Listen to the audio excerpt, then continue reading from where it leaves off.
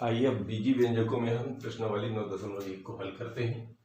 निम्नलिखित व्यंजकों में से प्रत्येक के पदों एवं गुणांकों को पहचानिए।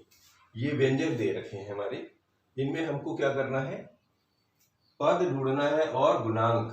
तो पहले एक तरफ लिख लेते हैं, इन्हीं के सामने हम लिख लेते हैं पद और इधर लिख लेते हैं इनके गुणांक। बस इनको ढूंढ के लिखना है, बहुत आसान है, एक बार समझ जाएंगे बहुत आसानी से। तो पहले वाले को उठाते हैं, ये वाला लेते हैं। इसमें देखिए दो पद हैं, एक इधर वाला पद है तो पहले वाले को पद लिख लेते हैं 5x y z स्क्वायर। गुणांक का मतलब होता है जो अचर राशि गुणा रहती है। अचर राशि इसमें कौन सी गुणी हुई है, 5, तो इसका पहला गुणांक आ जाएगा 5। ठीक है, इसमें इसका पद कितना है, -3 z y, तो इसका जो है क्या बोलते हैं, इसका गुणांक कितना है, इसमें -3 का गुणा है z y में, तो इसका गुणांक हो जाएगा -3। इसको उठाते हैं बीच वाले को, एक x और x स्क्वायर, इसमें 3 पद है तो तीनों पदों को पहले लिख लीजिए। पहले क्या लिखा हुआ है, 1, फिर x, फिर x स्क्वायर, ये 3 अलग अलग पद हैं। तो 1 का गुणांक तो 1 ही है, x का गुणांक ये भी 1 है, x स्क्वायर का गुणांक ये भी 1 है। क्यों, किसी संख्या में 1 का गुणा लिखा नहीं जाता है, वो अपने आप में गुणा रहता ही रहता है, ये हमें ध्यान रखना है। तो कोई संख्या x या a या l या m कुछ रखी हुई, इसका मतलब है इसमें 1 का गुणा रहता है। जब घातांक पढ़ेंगे तो उसमें घात 1 रहता ही रहता है, और अगर परिमेय संख्या या भिन्न पढ़ेंगे तो उसमें मतलब 1 का भाग रहता ही रहता है। ये इसका हम पहले पढ़ चुके हैं और ये हमेशा ध्यान रखना पड़ेगा। इसको उठाइए, इसमें कितने पद हैं, एक पद, यहाँ से ऋण के साथ दूसरा, ये तीसरा, तो तीनों पदों को उतार लीजिए।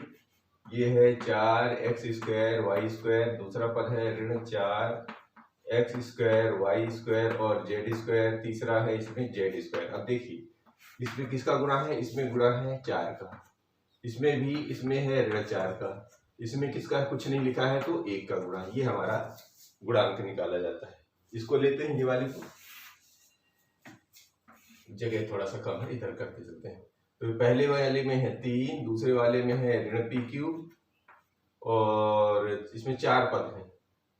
ये पहले पद का हो गया, ये दूसरे का, और ये तीसरे में भी 3 थे, ये तीसरे का। अब चौथे पद का यहाँ से ले रहे हैं, ऋण p³ धन QR और ये है RP, ये हमारे यहाँ तक हो गए। इनमें से पहले वाले का तो गुणांक जैसे 3 में 1 का गुणा, जाहिर है 3 में 1 का गुणा, गुणांक 1 ही कहलाएगा। क्या कहलाएगा, 3 में 1 का गुणा, गुणांक 1, मतलब 3 गुणे 1 तो 1 का गुणा हुआ है ना, समझ रहे हैं ना। 4x तो ठीक है, इसमें 3 का गुणा, इसमें ऋण p³ में काहे का गुणा कहलाएगा, ऋण 1 का, इसमें धन 1, धन का चिन्ह नहीं लगाया जाता, RP में ऋण 1 का, ये लगाना पड़ता है। बात क्लियर हो रही है। यहाँ 1 में 1 का ही गुणा है, यहाँ पर 3 में क्या होंगे, 3 कब आएगा, जब 3 में 1 का गुणा, यानी कि इसमें 3 अकेला है तो अकेले 3 में किसका गुणा होगा, 1 का होगा। अब इसको भी ले लीजिए, इसमें दिया हुआ है, इसको भी ले लीजिए, एक तो है x/2, एक है y/2 और एक है ऋण xy, ये 3 पद है। तो इसमें x/2 में क्या होता है, x में किसका गुणा है, 1/2 का, इसमें भी 1/2 का, इसमें ऋण 1 का गुणा है, ये हो जाएगा। और इसको ले लीजिए, ये दशमलव वाला, इसको हम यहीं लिख देते हैं, पद और गुणांक। तो यहाँ पर है पद और यहाँ पर लिख लेते हैं गुणांक, इसका यहीं लिख लेते हैं क्योंकि उधर जगह भर रखी है। तो पद है 0.3a, दूसरा है 0.6 AB और तीसरा है 0.5 B। इसमें 3 पद हैं, तो इसका इसका इसका क्या निकलेगा, देखिए इसमें है 0.3 का गुणा, ये ले लीजिए, इसमें कितना है 0.6 का, ये भी ले लीजिए, इसमें कितना है 0.5 का गुणा, ये ले लीजिए। इस तरह की हमारा गुणांक हल होता है। लेते हैं दूसरा प्रश्न। अब दूसरे प्रश्न को लेते हैं कि निम्नलिखित बहुपदों को एक पदी, द्विपद एवं त्रिपद के रूप में वर्गीकृत कीजिए। कौन सा बहुपद इन श्रेणियों में किसी में भी नहीं है? पहले हम देख ले हैं कितने। एक ये रहा, दूसरा, तीसरा, एक ये 4, ये 5, एक ये 6वां, ये 7वां, ये 8वां, ये 9वां, ये 10, ये 11, ये 12 पद दिए हुए हैं हमारे पास। 12 पद माने 12 बहुपद दिए हुए हैं। अब इनमें से छांटना है तो पहले लिखना है किसको? एक पदी, एक पदी, द्विपदी और त्रिपद। तो सबसे पहले लिखेंगे एक पद, एक पद। फिर उसके बाद एक पद में जिसमें केवल एक ही हो, देखो x y 2 हो गए, इसमें 1000, ये है पहला पद। तो एक पद में ये आ जाएगा पहला पद। इसमें 1 2 3 4 ये बाहर हो गया, 1 2 3 4 ये नहीं है, ये इसमें 2 है, 1 2 3 इसमें 3 है, 1 2 3 इसमें 3 है, इसमें 2, इसमें 4, इसमें 1 ही रखा है। P Q R ये एक साथ है, ध्यान रखिएगा, ये एक साथ है, ये गुणे में है यानी एक साथ आएगा। दूसरा पद कब कहलाएगा? जब जोड़ या घटाने की संख्या होगी तब दूसरा पद हो जाए। तो अब एक पद हो गया। द्विपद देख लेते हैं। द्विपद, द्विपद कैसे होता है? द्विपद में क्या लेंगे? देखिए जिसमें 2 होंगे तो पहला तो एक ये हो गया x धन y, x धन y, और दो किसमें है? इसमें 4, इसमें 3, उसमें 2 है, तो 2y ऋण 3y स्क्वायर ये हो गया। फिर 2 पद किसमें दिख रहे हैं? ये 3 है, इसमें 3 है, एक ये रखा है, तो ये j4z ऋण 15z स्क्वायर ये हो गया।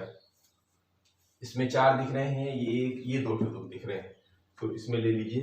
एक है p स्क्वायर q और धन p q का स्क्वायर, और एक ये रहा 2p धन 2q। ये हमारे 2 पद निकल आए। कितने निकल आए? 1 2 3 4 और 5 निकल आए। अब त्रिपद ले लीजिए। त्रिपद माने 3 होने चाहिए इसमें, तो त्रिपद ले लीजिए। द्विपद का निकाला है त्रिपद। त्रिपद कहाँ है? ये 3 3 ढूंढिए। इसमें 4 दिख रहा है, ये है पहला 3, तो 7 धन y धन 5x पहला त्रिपद। उसमें 2 रहा है, इसमें 3 है, ये वाला, तो ये हो जाएगा 2y ऋण 3y स्क्वायर धन 4y का क्यूब। इसमें कितने? हाँ इसमें भी 3 है, ले लो इसको भी। ये हो जाएगा 5x ऋण 4y और धन 3xy। इसमें 2 है, इसमें 4 है, 1 2 2 ये नहीं जाएंगे।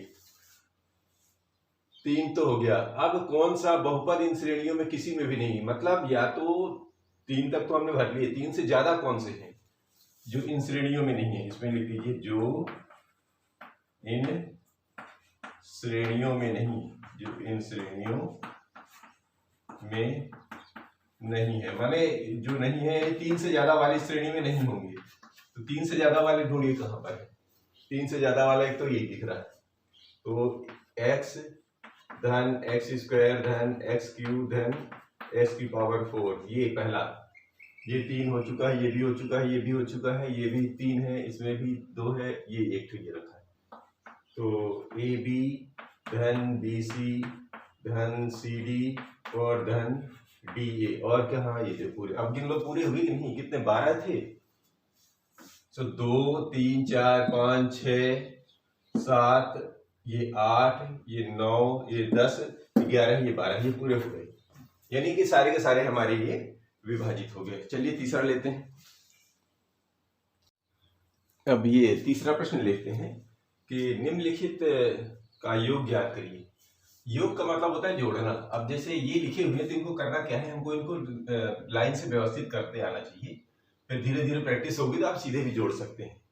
लेकिन अभी हमको कैसे प्रैक्टिस करनी, देखिए जैसे ए बी, एक जैसे पद जो है एक जगह रखने। ए बी के बाद बी सी है, यहाँ लगा लिया, ठीक है। फिर बी सी के साथ सी ए है, जोड़ना है, बी सी के नीचे ही बी सी लिख दीजिए, बी सी के नीचे बी सी, फिर ये सी ए के नीचे सी ए, और ये सी ए और ए बी, तो सी ए के नीचे सी ए, ये सी ए, और ए बी के नीचे ए बी। ए बी किधर आ जाएगा? ऋण का है, तो ऋण का ए बी यहाँ पर आ जाएगा, ए बी, और ये काहे का है? ऋण का, और जोड़ देना है, मतलब सब में धन लग जाएगा। ये जहां भी है ये सब धन यहाँ बना दीजिए, धन का चिन्ह, यानी आपको ऐसे काउंटिंग करनी है। देखिए ए बी में से ऐसा यहाँ जोड़ना है, जोड़ने का मतलब ही धन, धन तो लगाना भी नहीं है आपको, जोड़ने का मतलब ही सारे के सारे जुड़ जाएंगे। तो ए बी में से ए बी, ये धन का है, ये ऋण का है, तो ए बी में से ए बी अगर लिखना चाहें तो ऐसे भी लिख लीजिए, थोड़ा सा और प्रैक्टिस हो जाएगी। तो जोड़ने में क्या है, ए बी और ऋण से ए बी, ये पहला पद बन गया। फिर यहाँ पर ऋण है तो ऋण बी सी, और जहाँ कोई चिन्ह नहीं रखता तो वहां पर धन होता है, ये ऋण बी सी, ये दूसरा निकल आएगा। और ये ऋण सी ए, तो यहाँ पर सी ए लगा दीजिए, और ये आखिरी वाला सी ए है, तो 3 निकल आए। देखिए ए बी में से ए बी घट जाएगा तो शून्य बनेगा।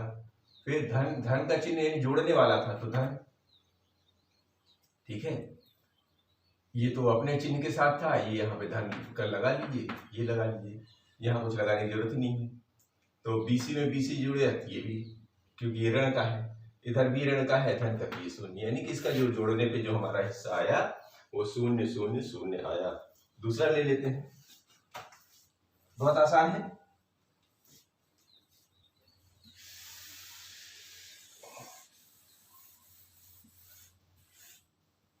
इसी का दूसरा,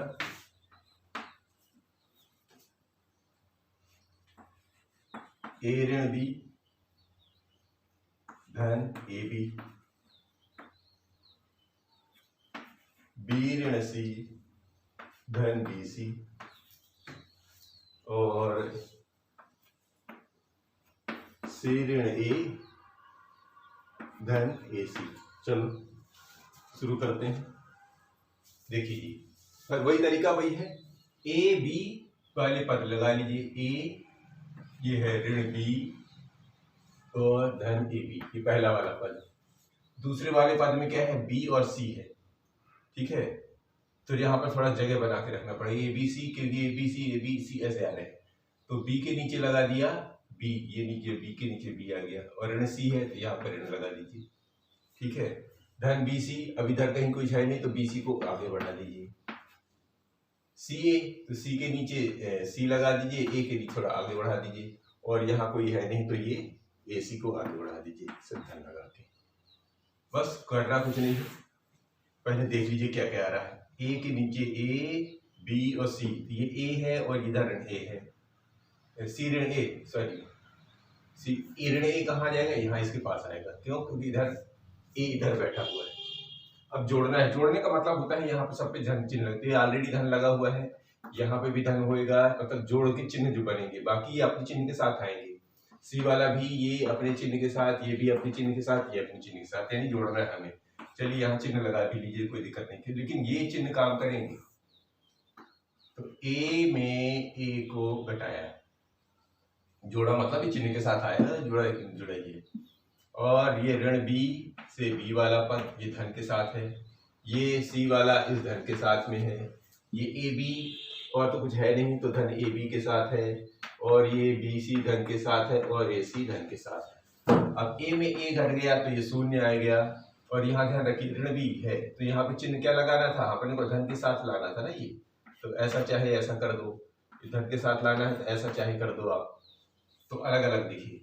तो ये धन के साथ ये भी घट जाएगा तो ये भी शून्य आ जाएगा, और ये ए बी धन बी सी धन सी ए, ये शून्य का कोई मतलब नहीं होता, इसका मतलब होता है ए बी धन बी सी धन सी ए, ये हमारा इसका जवाब हो जाता है। अब लेते हैं तीसरा प्रश्न लेते हैं।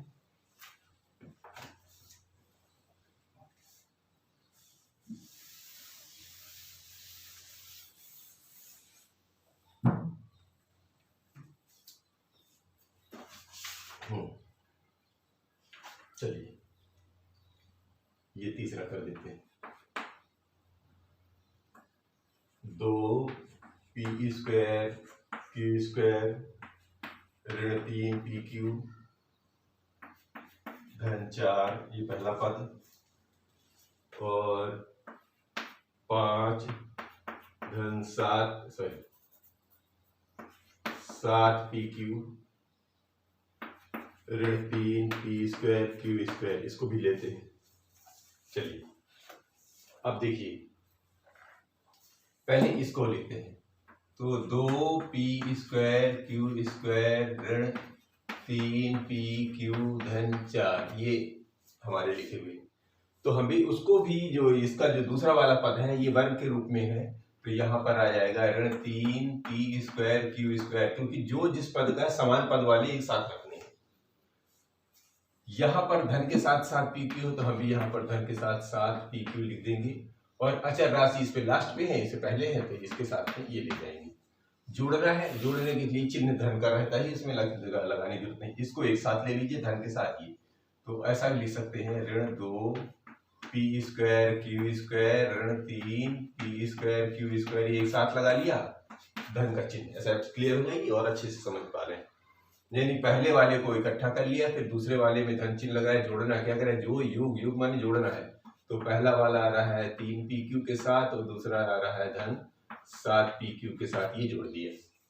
और ये आखिरी वाला आ रहा है 4 और 5 के साथ, ये सारे के सारे जुड़ गए। आप पीछे वालों में भी ऐसे ही कर सकते थे, ब्रैकेट लगा लेंगे तो आपको दिखता रहेगा। अब जो इसका हिसाब कर दीजिए, ये धन है, सॉरी धन का चिन्ह था, तो ये ऋण 3 में से ऋण 2 घटेगा तो एक ही बचेगा, तो एक को एक नहीं लिखा जाता है, तो पी स्क्वायर क्यू स्क्वायर इससे बन जाएगा। बात समझ में, ऋण 3 में से 2 गया, ऋण 1 की जगह ये ऋण 1 का गुणांक नहीं लिखते हैं, क्योंकि अभी हम पढ़ चुके हैं पदों में। इसमें देखिए धन का चिन्ह ये वाला है, बड़ा है, धन का चिन्ह है, अभी यहाँ से निकलेगा, तो 7 में से 3 गया 4, 4 बड़ा है, धन का चिन्ह वाला बड़ा है, तो हमारा ये धन चिन्ह बचा रहेगा, नहीं तो ये इसमें गुणा होकर बदल सकता था। तो ये बन जाएगा 7 पी क्यू, और ये धन 5 और 4 9, ये हमारा इसका योग निकल आया। इसी तरह एक चौथा भी है, इसको भी ले लीजिए।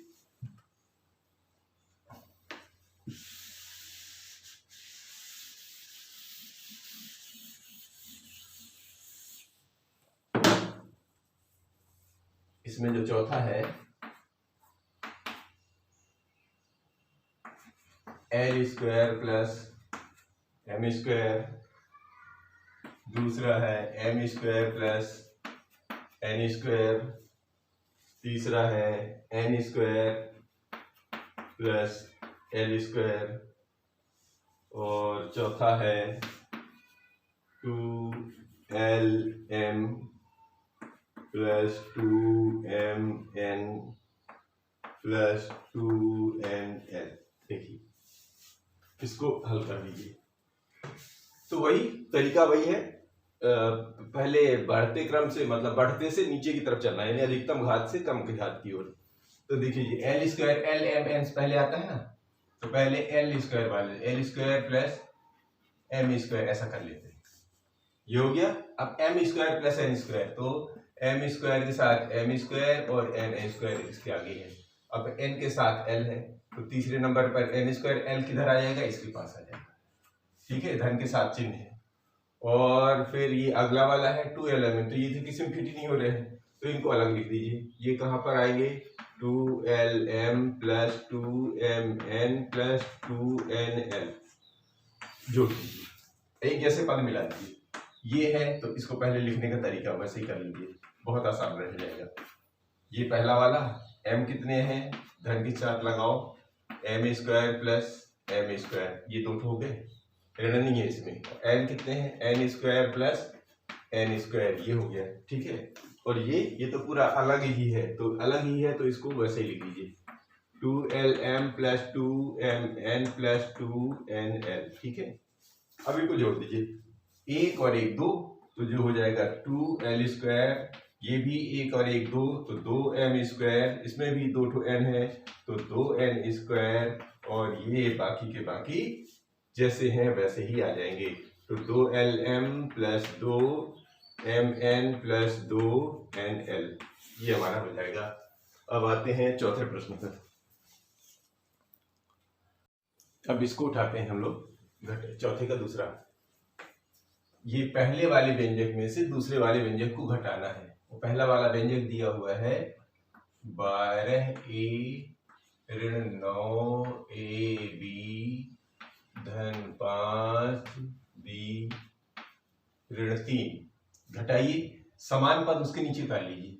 पहला पद समान पद 4A है, ऋण 7AB धन 3B, और ये है धन 12 के।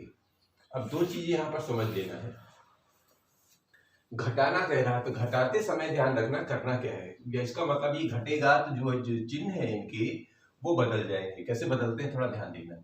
घटाना तो जोड़ने में तो बहुत आसान था कि सीधा सीधा कर लेंगे, इसमें ध्यान रखना पड़ेगा थोड़ा सा। 12 में से 4 को घटाना है तो यहाँ पर ये जो धन था ये बदल जाएगा ऋण में। ऊपर वाला तो वैसे ही रहेगा, नीचे वाली संख्या को घटाना है तो जो नीचे वाली संख्या के चिन्ह है ये सब बदल जाएंगे आपस में। जो ऋण था अब ये धन कहलाएगा। क्यों कहलाएगा? क्योंकि घटने पे ये संख्या दूसरे विपरीत मतलब एक से दूसरे पक्ष में चली गई तो ऋण जो है धन में बदल गया। और ये धन था तो कहाँ बदल जाएगा? ऋण में बदल जाएगा। और नीचे वाला भी धन जो है ये ऋण में बदल जाएगा। ये ध्यान रखना है। फिर से ध्यान कर लीजिए, जब भी किसी पक्ष में से दूसरा पक्ष घटाया जाता है तो जो संख्या लिखी वैसे ही रहेगी। इनकी जितनी भी संक्रियाएं हैं ये आपस में बदल देंगी। कैसे बदल देंगी? ये धन लिखा नहीं है तो ऋण में लगा देना है, जो ऋण है उसको धन में बदल देंगे, क्योंकि ऋण ऋण घटने के बाद जो है ऋण का धन में बदल जाएगा। ये धन था तो ऋण में हो गया और धन का ये भी ऋण में हो गया। ये बात क्लियर हो गई। अब हमको इनका हिसाब करना है। तो देखिए 12 में से 4 को घटा देते हैं। 12 में से 4 को घटा दीजिए। ठीक, तो 12 में से 4 को घटाएंगे 4a, ये अलग कर लीजिए। ठीक है, यहां पर देख लीजिए, यहां देख लीजिए पहले चिन्ह कौन सा बड़ा है। देखिए ये ऋण का चिन्ह है, ये धन का चिन्ह है। बात समझ में आ रही है? ये ऋण है और ये धन है तो आप ऐसा लिख लेते हैं, ऐसा लिख लीजिए ऋण 9ab और धन 7ab। अभी यहाँ पर बीच में चिन्ह कौन सा आएगा अभी तो बाद में समझ में आएगा। पहले तो जैसे है वो सारे के सारे पद लिख लीजिए। जैसे इसमें भी है तो 5b में से ये 3b घट गया। अब कौन सा चिन्ह आएगा? ये तो इनके हिसाब से निकलेगा ना, क्योंकि अब तो मामला बदल चुका है। इधर ले लीजिए ये ऋण 3 और ये है ऋण 12। अब यहाँ पर बीच में कौन सी संक्रिया आएगी ये हमें पता नहीं, वो अब इनके हल करने के बाद संक्रिया निकलेगी। अब देख लीजिए ये 12 धन का था, ये धन घटने के बाद ऋण का हो गया था, हमने ये लिखा। ठीक है, अब 12 में से 4 जाएंगे तो 8a। देखिए चिन्ह कौन सा बड़ा है? धन का, तो हमारे पास संक्रिया धन की आ गई। ठीक है, यहाँ पे क्या आएगा? तो ये देखिए ऋण 9 बड़ा है 7 छोटा है, तो घटेगा हमेशा बड़े में से छोटा ही। चिन्ह हमेशा बड़ी संक्रिया के आता है। तो यहाँ पे बड़ी संक्रिया कौन सी है? 9 ऋण का है तो यहाँ पे ऋण आ जाएगा। और 9 में से 7 गया 2 और ये ab, यानी यहाँ पे जो हमें संक्रिया लगानी थी अब यहाँ लगाएंगे, क्योंकि इसको हल करने के बाद ही लिखेंगे। ये आपको समझाने के लिए बनाया गया। अगर आपकी प्रैक्टिस हो जाए तो आप डायरेक्ट इस पे उतर आना। अगर ऐसा कर लेंगे तो गलती नहीं होगी एक दूसरे में। ठीक है, यहाँ पर देखिए 5b है और ये 3b है। 5 बड़ा है 3 छोटा है, तो 5 में से 3 तो घटेगा, पर चिन्ह कौन सा रहेगा? जिसका बड़ा होता है। तो बड़ा चिन्ह कौन सा है? धन। तो यहाँ पे भी वही चीज आ जाएगी। तो 5b में से 3b घट गया सो 2b बच गया। यहाँ पर देखिए ऋण 3 है और ऋण 12 है, तो ऋण 3 और ऋण 12 तीनों ये दोनों एक ही दिशा में जा रहे हैं। तो 12 और 3 15 है, 15 आ जाएंगे तो ये तो 15 है। चिन्ह कौन सा रहेगा? दोनों ऋण की तरफ जा रहे हैं तो यहाँ पे ऋण आ जाएगा।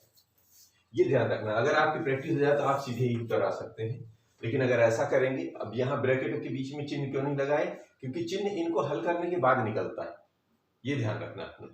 मतलब इन दोनों को हल करेंगे तो कौन सा चिन्ह बनेगा? जो बड़ी संख्या आएगी उसका निकल आएगा। बड़ी संख्या ऋणात्मक भी हो सकती है, धनात्मक भी हो सकती है। यहाँ पर धनात्मक थी तो यहाँ पर धन चिन्ह आ गया है। यहाँ पर देखिए ये ऋणात्मक संख्या बड़ी है तो ऋण चिन्ह आएगा।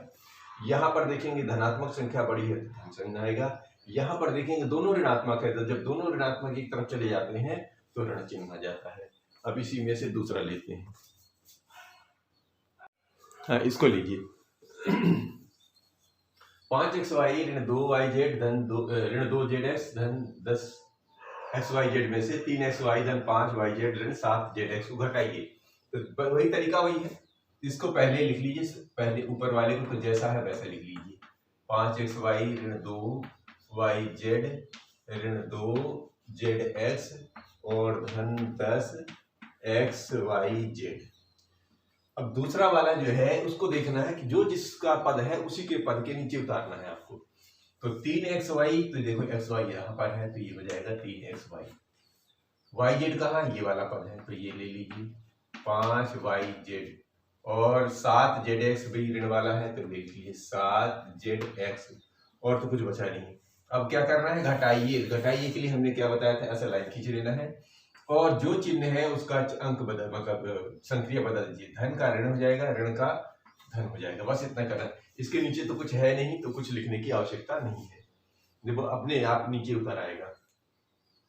अब हमने क्या कहा, समान पदों को एक ब्लॉक में लिख लीजिए इन चिन्हों के साथ में, याद रखना है। अब ये चिन्ह काम नहीं करेंगे, घट गया है तो ये नीचे वाले चिन्ह काम करेंगे, ऊपर वाले अपने चिन्हों के साथ आएंगे। तो ये 5xy नीचे वाले में आ जाएगा 3xy, और क्या आएगा हमें पता नहीं, ये तो हल करने के बाद देखेंगे, ठीक है।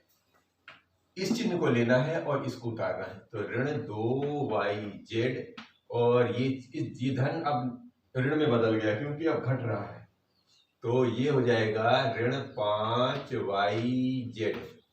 और ये संक्रिया कौन सी निकल आएगी, जब इसको हल करेंगे तो समझ में आएगा।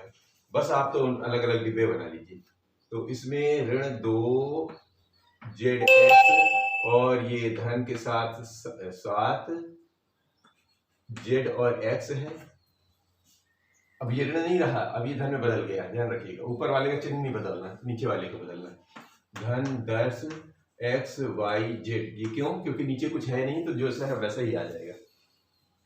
ये वैसे ही आएंगे तो अपने चिन्ह के साथ, इनके चिन्ह तो हल करने के बाद ही मिलेंगे। तो चलो हल करते हैं। देखिए 5xy में से 3xy घटाएंगे तो 2xy बचेंगे। चिन्ह कौन सा बचेगा, जो बड़ा होता है। बड़ा कौन है, 5 धनात्मक है, तो यहाँ पर चिन्ह लगाने की आवश्यकता नहीं है, क्योंकि जब कोई चिन्ह नहीं लगा रहा है इसका मतलब वो संख्या धनात्मक है।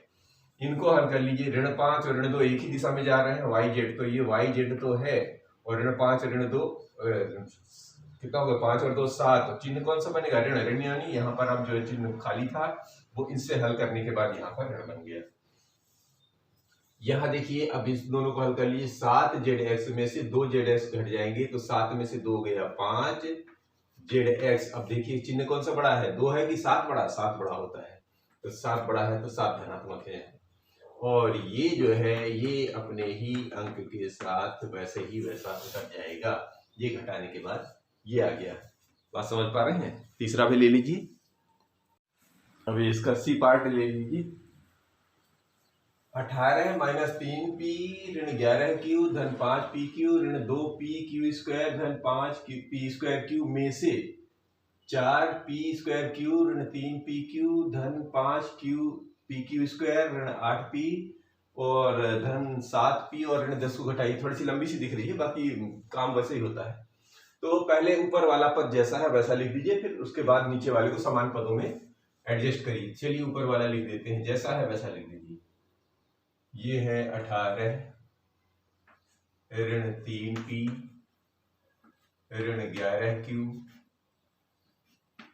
धन 5pq